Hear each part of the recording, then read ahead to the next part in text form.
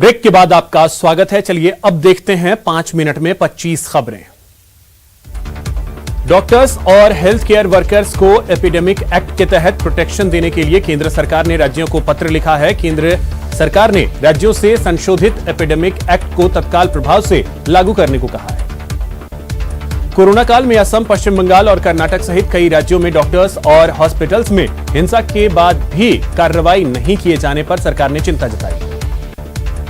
Flying Sikh Milkha Singh की हालत बिगड़ गई है। चंडीगढ़ के पीजीआई में उन्हें भर्ती करवाया गया है और उनका ऑक्सीजन लेवल कम हो गया है। फिलहाल डॉक्टर उनकी सेहत पर नजर बनाए हुए हैं। कांग्रेस प्रदेश प्रभारी अजय माकन ने बड़ा बयान दिया है। उन्होंने कहा कि प्रदेश कांग्रेस में ऑल इज वेल है, पायलट हमारे स्टार है।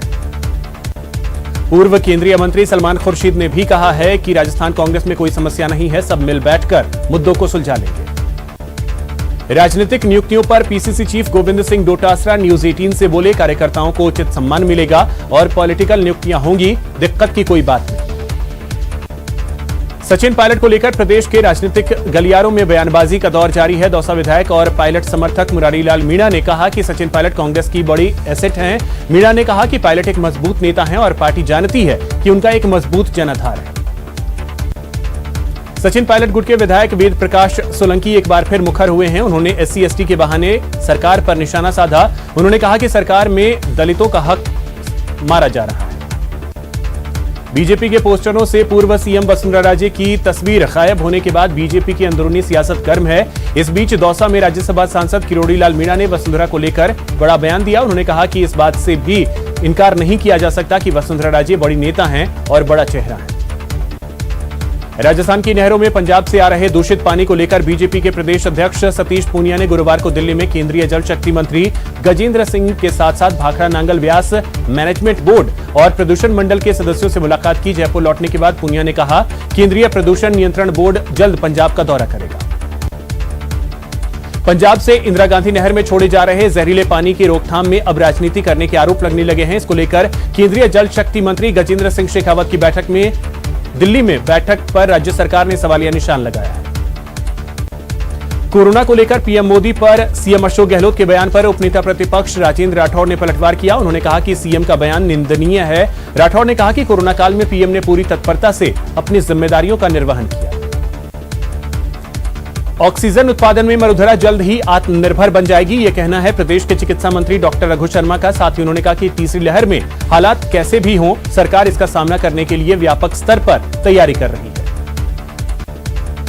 पीएम नरेंद्र मोदी ने आज फ्रंटलाइन वर्कर्स के लिए customised crash course programme launch किया। इसके तहत 26 राज्यों में 111 प्रशिक्षण केंद्र खोले जा रहे हैं। इस दौरान उन्होंने कहा कि कोरोना से निपटने के लिए 6 नए क्रैश कोर्स शुरू किए जा रहे हैं। 1 लाख युवाओं को ट्रेनिंग दी जाएगी। अमेरिकी data intelligence firm morning consult द्वारा किए गए एक सर्वेक्षण के अनुसार पीएम मोदी की अप्रूवल रेटिंग फिलहाल 66% है। पीएम मोदी के बाद इटली के पीएम मारियो ड्रैगी की अप्रूवल रेटिंग 65% और मैक्सिको के राष्ट्रपति लोपेज ओब्रेडोर 63% पर है।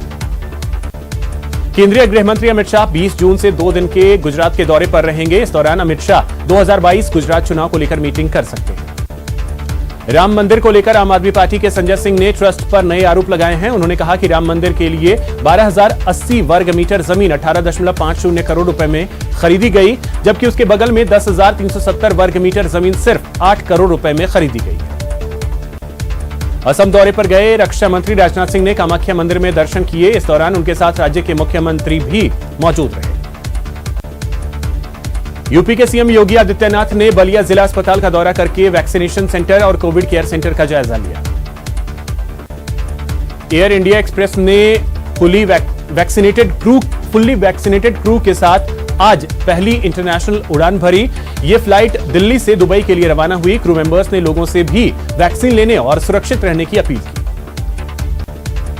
दिल्ली के लोक निर्माण विभाग मंत्री सत्येंद्र जैन और दिल्ली के विधानसभा अध्यक्ष रामनिवास गोयल ने दिलशाद गार्डन मेट्रो स्टेशन के सामने सबवे का उद्घाटन किया।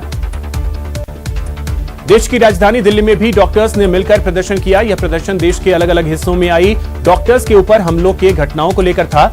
डॉक्टरों ने सेंट्रल प्रोटेक्शन एक्ट की मांग की। डॉक्टर्स पर आए दिन हिंसा की घटनाओं के विरोध में आईएमए ने राष्ट्रव्यापी विरोध किया। डॉक्टरों ने काली पट्टी लगाकर विरोध जताया।